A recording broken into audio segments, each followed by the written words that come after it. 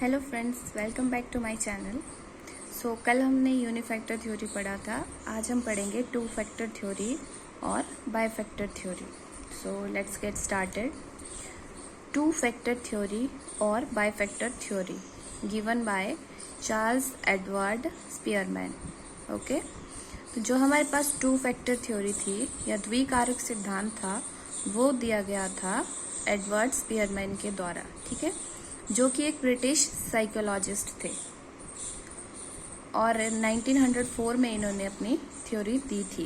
ठीक है, और इनकी जो थ्योरी थी उससे प्रभावित थे गाल्टन एंड वुंट, और जो हमारे पास वुंट थे उनको फादर ऑफ स्ट्रक्चरलिज्म भी कहा जाता है। ठीक है, संरचनावाद के फादर। ओके, एंड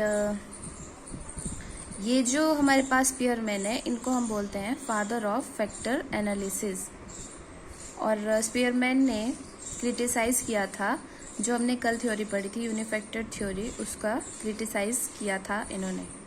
क्यों? क्योंकि इन्होंने जो थ्योरी दी थी वो टू फैक्टर थ्योरी थी, as its name suggested two factor theory. तो इन्होंने वन फैक्टर थ्योरी को टोटली नकार दिया था, which is related to intelligence.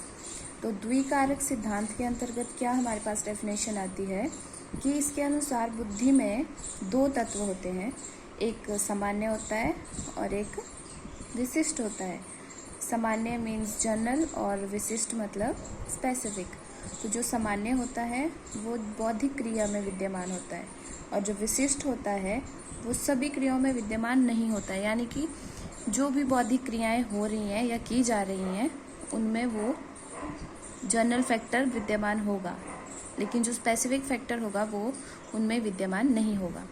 और कैटल एंड स्पीयरमैन दोनों ने टू फैक्टर थ्योरी दी थी। ठीक है, लेकिन जो कैटल की थ्योरी है टू फैक्टर वाली, उसमें fluid and crystallised theory of intelligence आता है, और जो स्पीयरमैन की थ्योरी है उसमें जर्नल एंड स्पेसिफिक कैरेक्टर आते हैं। तो 1904 में Spearman performed A statistical analysis in which he come to know how well people performed various work relating to intelligence। कि स्पीयरमैन ने क्या किया 1904 में कि एक स्टैटिक्स बनाई, कुछ बच्चों के ऊपर उन्होंने एक एक्सपेरिमेंट किया।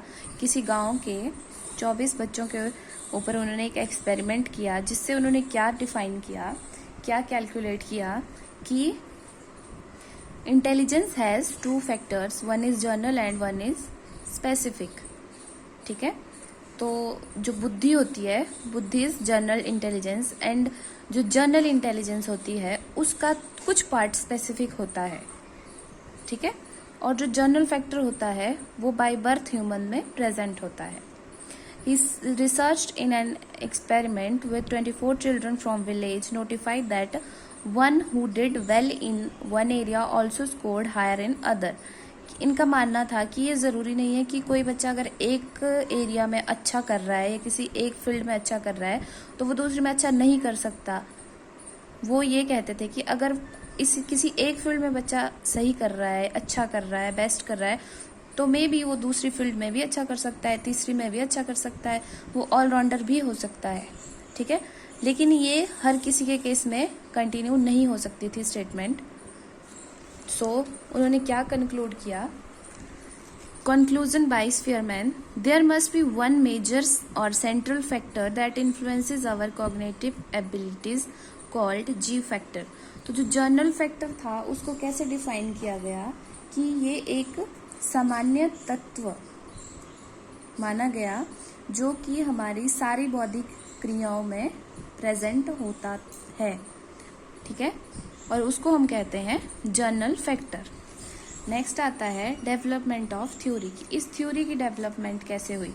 तो इस थ्योरी को टू पार्ट्स में वी कैन से दैट कि इसको टू पार्ट्स में हम डिफाइन कर सकते हैं, G factor and S factor. तो जो जी फैक्टर है हमारे पास, that is performance on all mental task, कि हर एक आदमी के जो मेंटल टास्क हैं उनको करने की क्षमता को हम कहते हैं जी फैक्टर। और जो एस फैक्टर होता है, एज इट्स नेम सजेस्टेड, जो जी होता है उसका मीनिंग होता है जनरल। ठीक है, और जो एस होता है दैट इज स्पेसिफिक। ओके, तो जो स्पेसिफिक, इनके नाम से ही पता चल रहा है कि जो स्पेसिफिक होगा works on abilities of particular task. जो पर्टिकुलर एक कोई स्पेसिफिक काम होगा, स्पेशल काम होगा, उसमें हम ये वाला फैक्टर यूज करते हैं। और जो जनरल होता है उसमें, जनरल मीन्स जो डे टू डे लाइफ में यूज होता है। Both factor varies from person to person.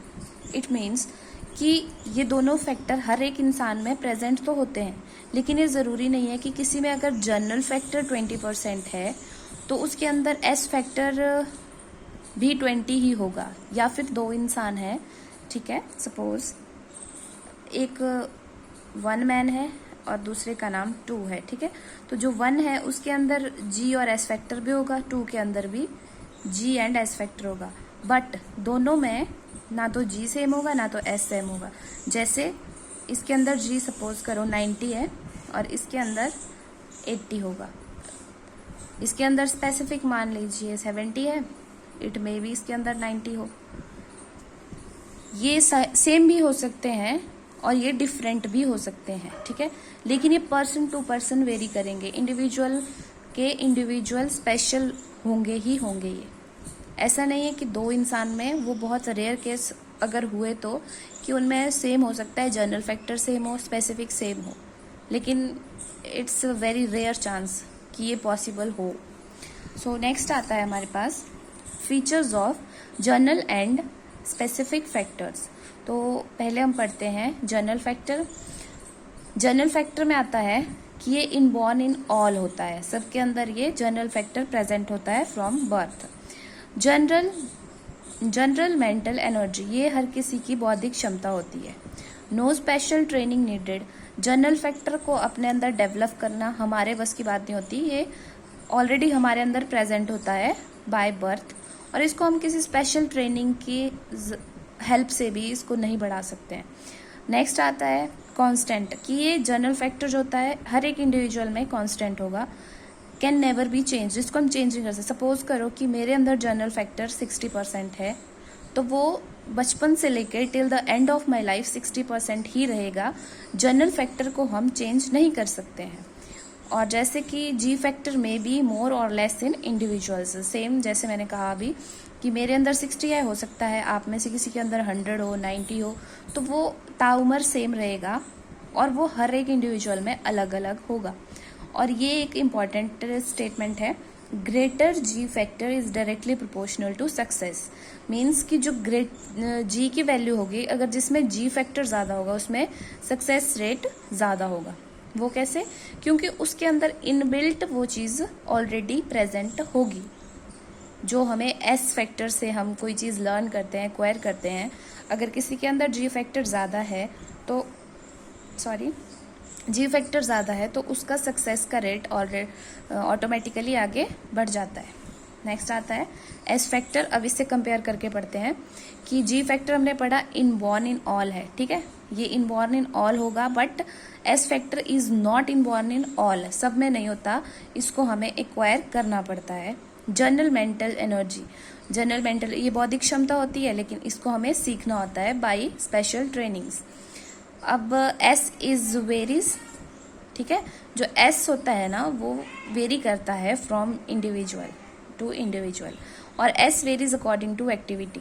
Suppose कि अब अगर मैं क्रिकेट खेलने लग जाऊं और कोहली पढ़ाने लग जाए तो टोटली डिफरेंट हो जाएगा, लेकिन अगर कोहली क्रिकेट ही खेलेगा तो उसका जो स्पेसिफिक फैक्टर होगा, इट में भी वो 90 है तो वो 95 हो जाए, और मैं आपको पढ़ा रही हूँ, सपोज मेरा 40 है तो मेरा 50 हो जाए। मीन्स मैं ट्रेनिंग कर रही हूँ, मैं ले रही हूँ, इस वजह से क्या होगा, मेरा धीरे धीरे उसमें परफेक्शन होगा, तो मेरा एस फैक्टर इंक्रीज होगा, ठीक है। सो नेक्स्ट आता है, ये सिंपल सा एक एग्जाम्पल हम समझ लेते हैं। यहाँ पे ये जनरल फैक्टर है, तो जनरल फैक्टर का कुछ पार्ट S1 ये स्पेसिफिक है, ये भी स्पेसिफिक है, ये भी स्पेसिफिक है और ये भी स्पेसिफिक है, तो इनमें आ जाता है ये। यहाँ से एग्जांपल से हम समझते हैं कि किसी को अगर किसी की हमने न्यूमेरिकल इंटेलिजेंस चेक करनी है इंग्लिश में, तो सबसे पहले उसकी 2 क्वालिटीज़ होनी चाहिए उसके पास, ability to calculate and next is knowledge of English. अब हमने कोई इंग्लिश का पजल या इंग्लिश की कोई न्यूमेरिकल सॉल्व करना है, तो उसके लिए सबसे पहले क्या, न्यूमेरिकल सॉल्व करने के लिए एक तो हमारे पास कैलकुलेशन होनी ही होनी चाहिए, and next is knowledge of English. English की हमें नॉलेज होनी चाहिए, तभी तो हम उसको रीड आउट कर सकते हैं। नेक्स्ट, इंग्लिश की नॉलेज आपके पास तो है, लेकिन एबिलिटी टू एक्सप्रेस, अगर आपको उसको एक्सप्रेस करने की आप में एबिलिटी नहीं है तो उस नॉलेज का कोई फायदा नहीं है, ठीक है। और अगर एबिलिटी टू एक्सप्रेस आपके पास है तो फिर आपके पास वर्बल एक्सप्रेशंस भी होंगे, ठीक है। तो ये जो हमारे पास 3 एबिलिटीज आ रही हैं, इसमें हम क्या डिफाइन कर सकते हैं कि जो न्यूमेरिकल इंटेलिजेंस है उसके लिए हमें कौन सी 2 स्पेसिफिक फैक्टर चाहिए, एक तो हमें कैलकुलेशन चाहिए और एक एबिलिटी टू एक्सप्रेस चाहिए। लेकिन जो इन दोनों के लिए एक जनरल फैक्टर है वो हमारे पास आ रहा है नॉलेज ऑफ इंग्लिश लैंग्वेज, ठीक है। तो अगर हमारे पास नॉलेज ऑफ इंग्लिश लैंग्वेज आ रहा है, अगर हमें इंग्लिश आती है, तो ये हमारा जनरल फैक्टर हो गया। और ability to express and ability to calculate, ये दोनों इसके अंडर आ रहे हैं, तो ये हमारे स्पेसिफिक फैक्टर्स हो गए, ठीक है।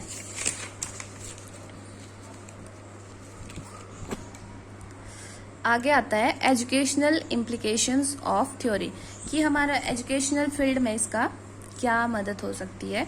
तो it helps teacher to understand student and nature of intelligence. इससे क्या होगा कि जो टीचर होगा उसको बच्चे के अंडरस्टैंडिंग को समझने में और उसकी बौद्धिक क्षमता को समझने में बहुत मदद मिलेगी, ठीक है।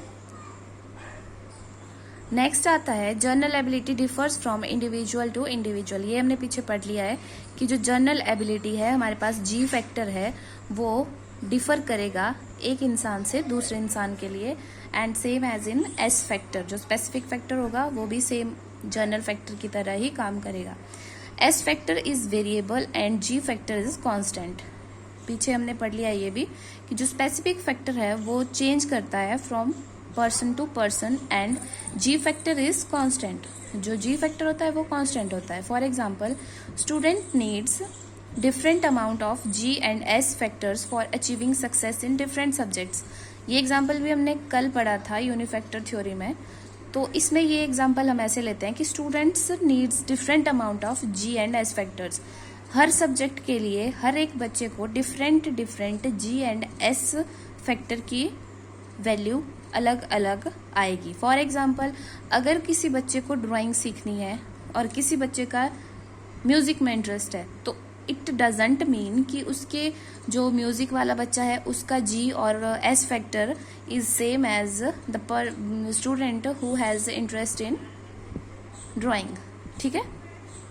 नेक्स्ट आता है जी एंड एस आर को रिलेटेड टू ईच अदर, और ये चीज स्पीयरमैन ने कहाँ पे फाउंड आउट की थी। Spearman found this correlation when he did factor analysis. जब फैक्टर एनालिसिस की थी स्पीयरमैन ने, जो 24 बच्चों 24 स्टूडेंट्स के ऊपर एक गांव में, तो वहां पे उन्होंने इन दोनों का रिलेशन फाउंड आउट किया था। और इनका रिलेशन ऑब्वियस सी बात है, अगर किसी के अंदर जी फैक्टर अच्छा है, ठीक है, जी फैक्टर की वैल्यू सही है, तो उसका मतलब ये होता है कि उनके अंदर एस फैक्टर की वैल्यू ऑटोमेटिकली अच्छी ही होगी, ठीक है। So that's all for today. कल हम इस थ्योरी से रिलेटेड, यूनिफैक्टर थ्योरी और टू फैक्टर थ्योरी से रिलेटेड कुछ क्वेश्चंस करेंगे, और अगर टाइम बचेगा तो फिर हम नेक्स्ट थ्योरी भी कर लेंगे। Okay, thank you.